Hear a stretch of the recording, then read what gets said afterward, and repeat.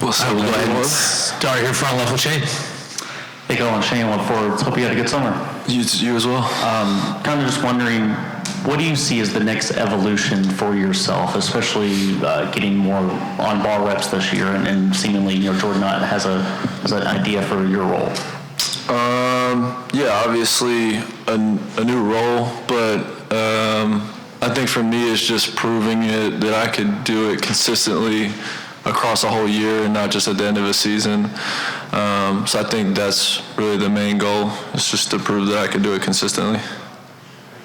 Go to Steven on the left. What's going on, Collin? Steven for John Garner, PHNX Sports. So with Jordan, he's talked about wanting to play out of different spacing templates and things like that. As a point guard and someone that handles well out of pick and roll, where do you kind of see that taking what you do as like your best primary skill and kind of maximizing that within his principles? Yeah, I mean, I think the principles that he has and the way he wants to play is going to set everybody up for success, especially with the guys that we have and the team that they've built.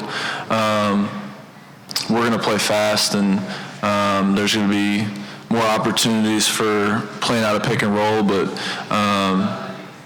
just being efficient, shooting off pick and roll ball screens, shooting more threes, and then obviously being a point guard, trying to get other guys' shots, and then just feeling out the game. I feel like I could score at a high level, but I could also find guys and get guys shots. So just feeling the game out and reading whatever we need or what the game calls for is going to be important, I think.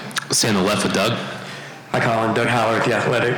I don't know if you heard, but Ryan just a few minutes ago described Jordan Knott as a basketball fanatic. I've always assumed that all coaches are basketball fanatics. Does he take this to a higher level than most guys in this profession? Yeah, I think so. I say basketball junkie. But yeah, I mean, I heard a little bit of what Ryan said, and all of it was true. You go in the morning, and J.O. is there, and then you come back at night to shoot, and J.O. is there, and he's probably still there after you leave.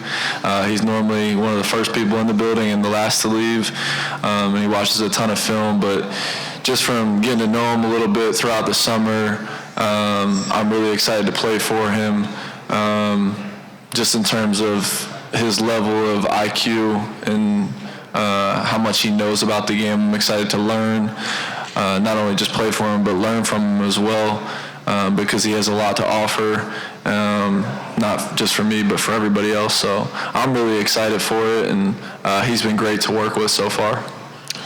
Back in the back. Brendan Mao, Phoenix Suns on SI. Collin, I'm just curious, building off last year, a strong close of last season, what did you learn most about yourself, and how are you going to implement that in going into this season? I think I learned, not that I learned, because I thought going into last year that I could play in the NBA, and I've worked my entire life for it. So I think, like I said earlier, it's just going out and proving it to not only myself, but everyone else that I could do it for 82 games across the season and do it for a full season. So I'm excited for that opportunity, hopefully, and I'm just looking forward to getting to play games. It's been a while since we last played a game, and yeah, I'm looking forward to just getting out there and competing again, but I'm excited for it. Go to the right side with Kellen. Collin Olsen, Arizona Sports. Nice to see you. Hope you had a good summer. You were the first to joke with us in the locker room last year that it was not what it was perceived to be with the vibes and everything. But with that being said, how much is it going to help to have even more young energy on this team with Kaman, Rashir, Kobe, and then you guys coming back from last year as well? Yeah, I mean, we do have a lot of new young energy, new faces in the building, and obviously young energy is always good. Just kind of a freshness about the whole situation, and I know there's a lot of guys in that locker room that are very hungry to go out there and play and compete this year. Obviously, you got DB and Jalen from Houston who are really excited to go out there and compete and prove themselves to other people as well. But we got a lot of young guys. We got some faces from last year that are still here, and obviously we didn't have the year that we wanted to last year, and I think everybody's kind of just excited to get back to competing at a high level, playing hard, and we do have a lot of new young energy guys that come from winning programs, and I think everybody's just really excited to get started and get going. Your final three, over to Andy. Hi, Collin. Andy Rowe, Mike Cronkite News. How's it going? So, Coach Ott and BG talked a lot about how the new identity of the team is going to be centered around the defense, especially with all the offseason acquisitions. So, there's no question about your ability to initiate and create on the offensive side of the ball, but what can you tell me about your defense and the new role it's going to have with that new identity? Yeah, I think obviously the new identity that everybody keeps talking about is going to be very important. Establishing a culture, a group of guys that go out and compete every night. I think we lacked that at times last year, just coming into games, almost taking it for granted, the opportunity to play every night. But we're going to have a group of guys that are young, hungry, even our older guys hungry to go out there and compete, play hard. And then obviously me defensively, I'm undersized, like there's no going around it. Smaller guard, and there's probably going to be nights where people try to pick on me, but I'm a competitor and I'm going to compete at a high level and I'm going to fight. So there's going to be times where guys probably score on me. There's going to be times where I'm going to probably surprise some people and stand people up, but it just is what it is. You got to take it with what the game is and what it's calling for. But, yeah, I'm going to fight on defense. Go over to Dana. Yeah, every player looks for stability in their career at some point, and you've been doing this for a while, in the league, and you spent time in the G League last year as well as previous season in Denver.